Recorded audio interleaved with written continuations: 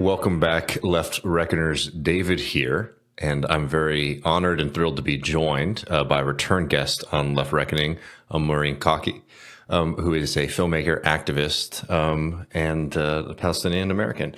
Moureen, why don't just get us started? Why don't you tell us where you are at? Yeah, hi David. Thanks so much for having me back. It's good to talk with you again. I am currently in Gaza in Palestine. I have been here for a week to date, actually. This is my second trip back to Gaza since, it's my second trip back to Gaza, period, but just notably in the context of the current genocide. I was back here in March for 2 weeks, and I'm back with the same organization called GLIA International, which is a Canadian-based organization that brings in emergency medical teams to the Gaza Strip. Yeah, I mean, we're very happy that we're able to have this conversation. And I was thinking maybe, to get us started. I mean, you've been watching this from like the United States, and now you're there on the ground. Could you just share a little bit of your experience of what you've been seeing and what people in the U.S. should, maybe be noting that they might not have, not be able to fully recognize or appreciate from this far away? Yeah. I'm not sure where to start, honestly. I guess I'll start sort of in chronological order.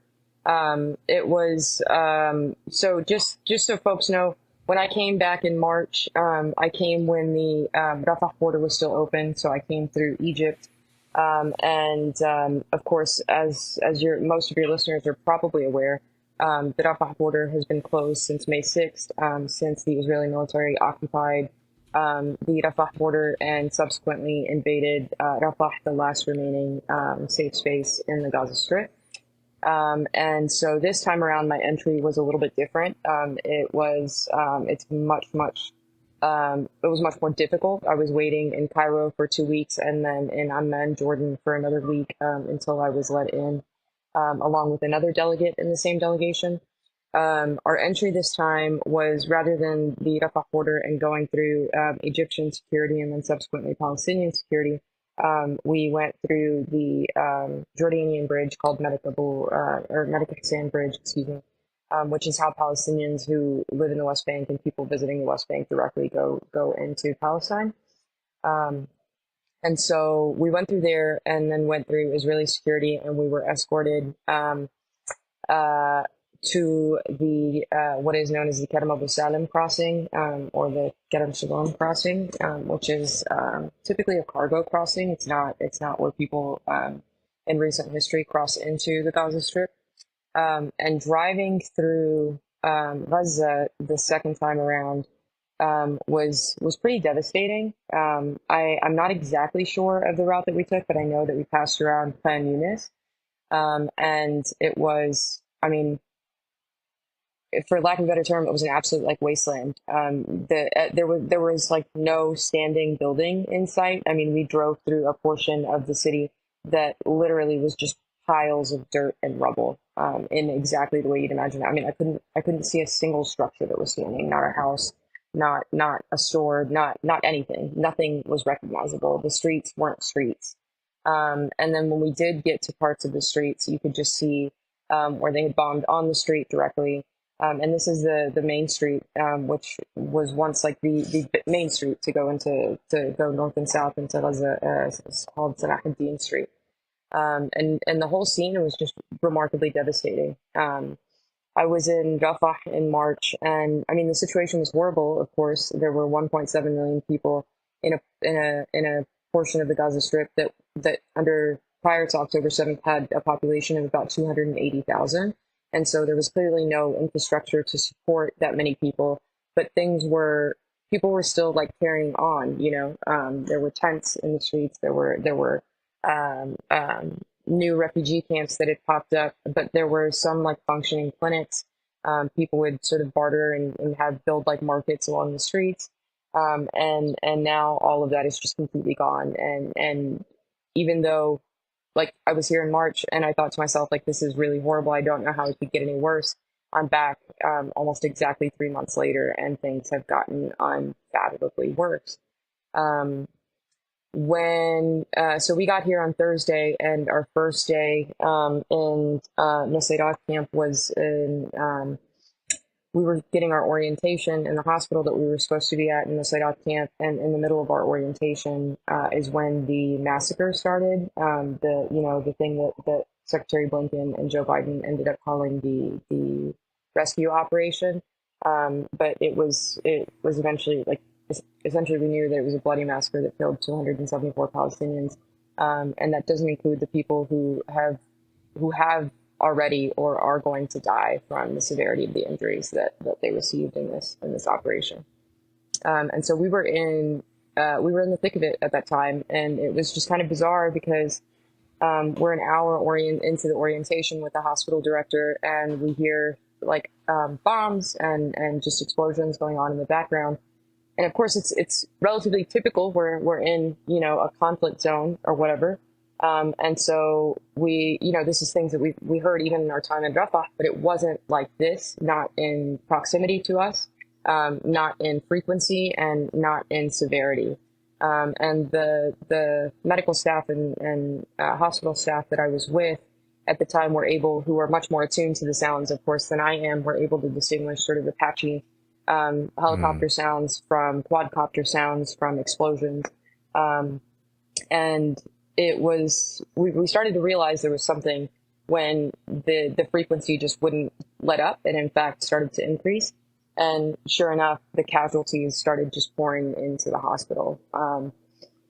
And at one point I had gone down to the sort of what is the emergency room. This is actually under normal circumstances, this hospital that we were at is a maternity hospital. There was an international NGO who had come and worked with the hospital to set up a tent clinic outside in the front. And that's where, it was kind of a makeshift emergency room. I say that, but please, for all your listeners, take that with a huge grain of salt. This is also in the context of the fact that no medical supplies have been let into Gaza since the closure of the Rafah border on May 6th. And even before that, what was being let in was just minuscule in terms of what is needed, right? And so you have hospital staff, healthcare workers who are trying to manage injuries like, loss of limb, just severe. I mean, the types of injuries that you can imagine that would come with severe explosions and bombing and just relentless gunfire. The Israeli military had bombed a market nearby. They had bombed residential buildings. And so the injuries that were coming in, I mean, it was just the downstairs scene was just unfathomable. I mean, it was just injury after injury after injury after casualty after casualty after casualty, in something unlike anything I've ever seen before. I'm still processing the things that I saw and the things that I heard, and I'm not sure I'll ever be able to make sense of what I saw. Yeah, I mean, I can't imagine, the feeling and the emotion, and then the brutal reality that because of, Joe Biden's weakness, and Israeli cruelty, that these aren't fully staffed, and supplied operations. To care for this if something like this were to happen, here in Austin, it would be a difficult situation to be in a hospital, but that's a hospital that has the medical equipment and staff that it needs. I mean, could you talk a little bit more, about the difficulty of getting supplies, into Gaza, I think it really needs to be highlighted for folks. I mean, first of all, on the kind of pressing issue, I've been seeing very worrying reports about the food situation in Gaza. And could you talk about that a little bit? Yeah. So just to reemphasize in terms of supplies in general, and then I'll hone in on the food question, if that's okay. Again, the Rafah border has been closed since May 6th. This stuff about airdrops, which I think a few airdrops happened today in terms of aid, and all that, is just kind of, it's so meaningless. It's all just kind of, it really is just sort of a political stunt. The fact that the Rafah border is closed has meant a basically an incapacitation of medical supplies, of food supplies. And it really is detrimental. I mean, it's detrimental on top of an already catastrophic situation, right? So there is small amounts of food being let in, but I don't think people, maybe if you've just tuned into this since October, into Gaza, I mean, since October, maybe people are not aware about how much Gaza had previously already, without the context of the genocide, but just the siege, was already reliant on outside aid, right? Yeah, so you're talking about a population that's 70% unemployed, and this is again pre-genocide, 70% unemployed because of the siege, because of the occupation, and so it was already reliant extremely heavily on aid. Now add on top of that the context of genocide, which means materially, which means that nearly everybody in Gaza is homeless, right? They've been made homeless. There is no means to access food supplies. There's no means to access basic necessities such as water, right, without relying on aid. And then even when the Rafah border was open, it still wasn't enough. And so now with the closure of the Rafah border, you can imagine how much more that's already exacerbated, again, an already catastrophic situation. And so hospitals are functioning on beyond the absolute bare minimum, right? They don't have basic supplies. One of our midwives, who's on the same delegation as I am, doesn't have umbilical cord clamps, right? Something so minor in terms of giving birth, which should be a normal practice. Gauze is in a massive shortage. Infection control is nearly impossible. Because there's just not enough supplies to be able to manage that. And then the food situation, like you've alluded to, is just awful.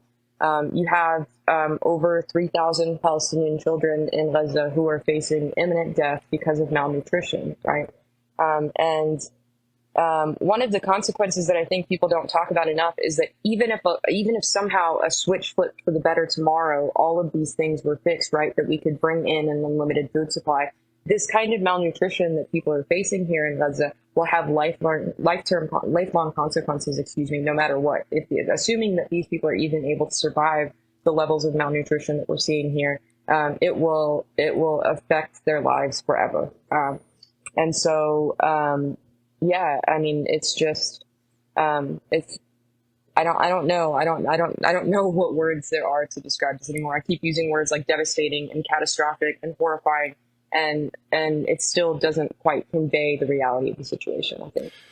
No, I mean, it's obviously like the goal must be to stop the violence as soon as possible. But I mean, it's hard to imagine what the next few years are going to be like, even in that case. And like, I mean, I was hoping to ask your kind of I imagine it's tough here, but like, what is like the kind of spirit like on the ground? I mean, when you're talking to people, emotionally, personally, like how are folks sort of reacting to this? Because I mean, it's getting frustrating in the States because it's starting to get to the point where we're starting to have abstract conversations again. If that makes sense, instead of like material conversations of this ongoing experience. So I was just wondering if you could sort of highlight that for us. Yeah, I really actually appreciate you and appreciate that point. Yeah, people tend to use the word resilient a lot when it comes to Palestinians. The sort of Arabic equivalent is Samdin, right? They're steadfast and resilient on their land. I can't help but really not to like crush anybody's spirits, but the reality is that people are resilient because they have to be, not because they've been given a choice and because they choose that, right? People are exhausted. People are suffering. Everybody that you talk to has lost someone. Doctors, just to give you an example, one of the doctors during the massacre knew that his family he had already been displaced more than once. And he knew that his family was in an apartment that they were able to rent. They were one of the lucky few who were able to rent an apartment. And this is the point we got to, right, where I'm talking about somebody who's being displaced and working for free is one of the lucky few. But he knew while the massacre was happening that his family was in an apartment that in an area where the operation, the massacre was being held, and I didn't know this about him until after it ended, but seeing him work, you wouldn't have guessed. Like, he was just carrying through because he had a job to do, and because people have gotten that used to death and destruction, but it doesn't hurt any less, right? Like, if people, by the end of it, I mean, everybody you talk to is so beyond exhausted, and they're carrying on literally because they have no other choice.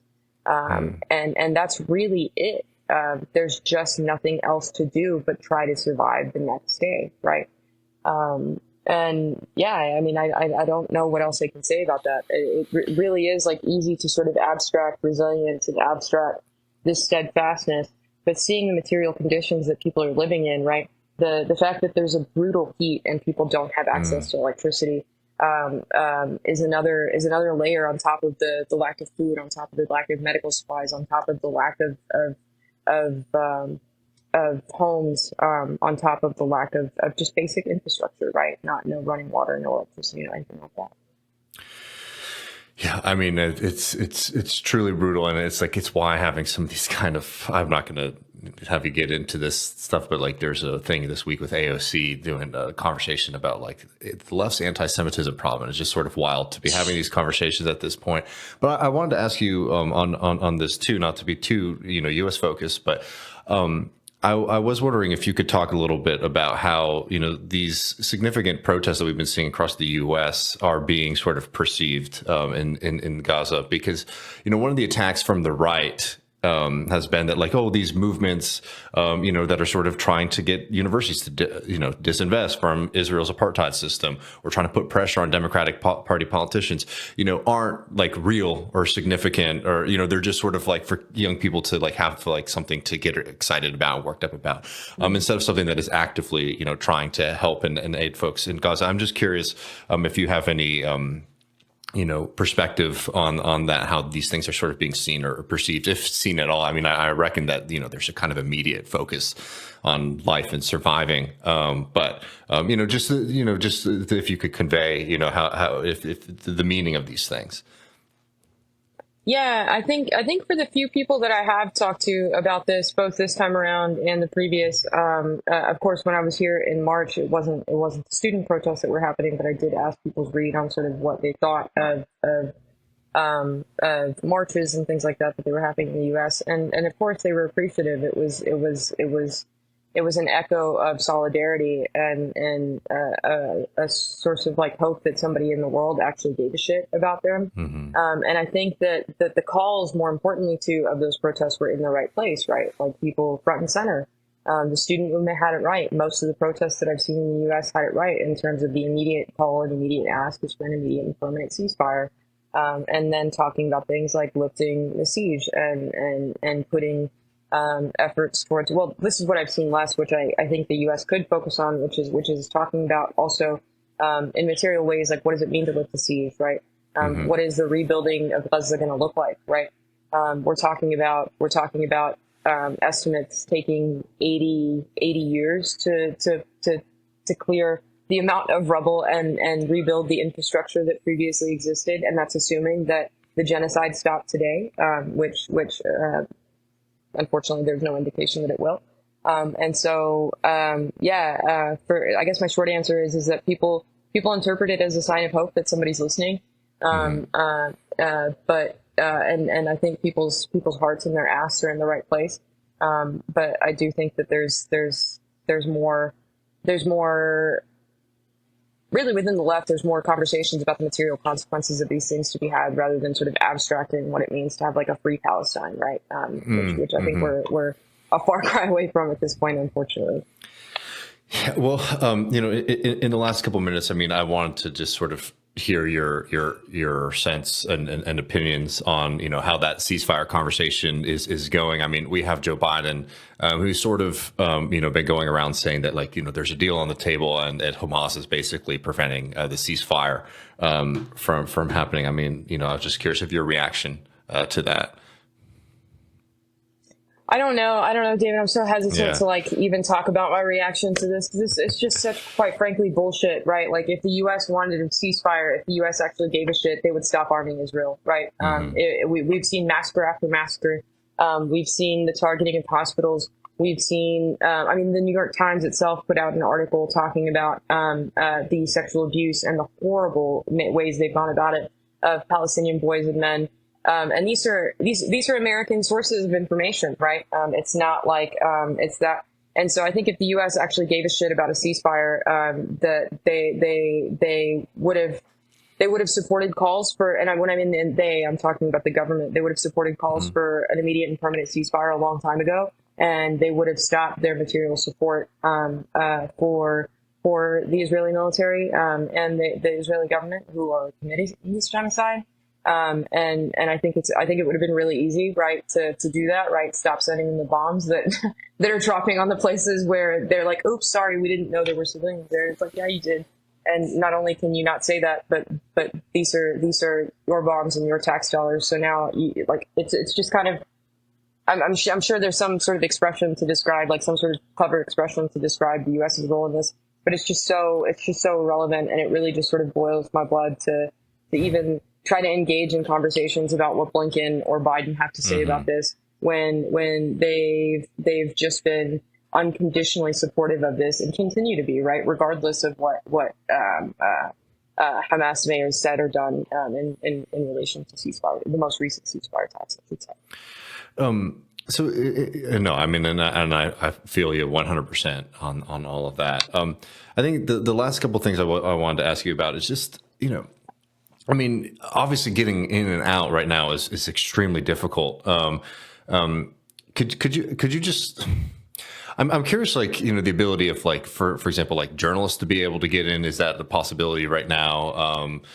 So, and I know you talked about it a little bit, but like, getting aid workers and aid in is becoming, almost virtually, impossible, or at least incredibly arduous.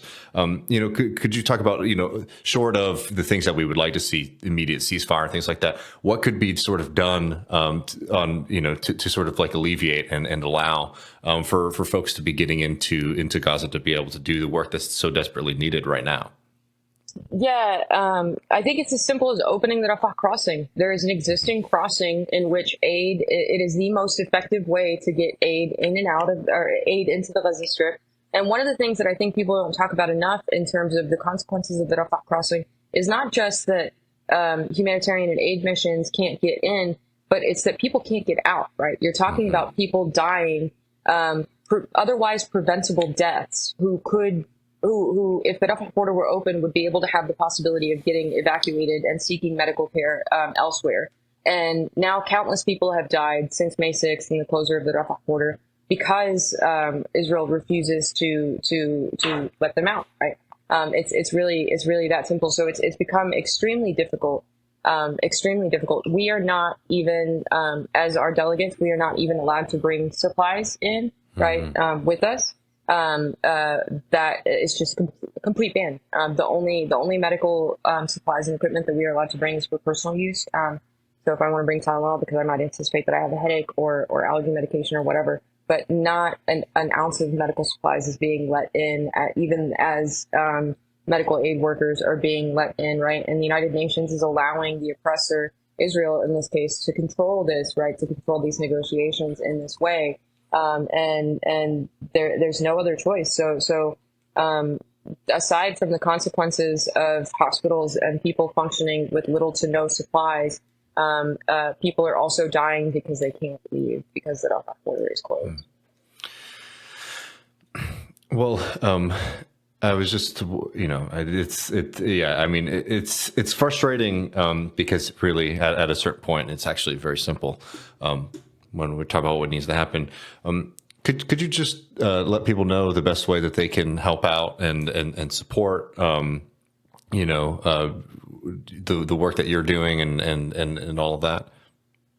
Yeah, I mean, as and some people will probably roll their eyes at me, but I really think it's still not too late to call your congressperson to emphasize the opening of the Rafah border. I think now more than anything, the demanding and sort of putting forward that conversation about the Rafah border and reopening that is a huge deal. Because I think, of course, an immediate and permanent ceasefire is needed. But one of the quickest ways that a mass amount of pain and suffering can be alleviated is by the opening of that Rafah border. So advocating for that in any way that you see fit, including that and forwarding it in your conversations, whether that's with Congress people, whether that's with local officials, whether that's with fellow organizers, but forefronting that along with the immediate and permanent ceasefire, I think is one of the most important ways that people can support. Well, I'll make sure to let everybody know to be doing that. I think it's important to actually have those kind of material demands and put pressure on folks. Moureen, I really appreciate speaking with you. Appreciate you taking the time. Appreciate the work that you're doing so much. Thank you so much, David, for having me. It's good to talk to you as always.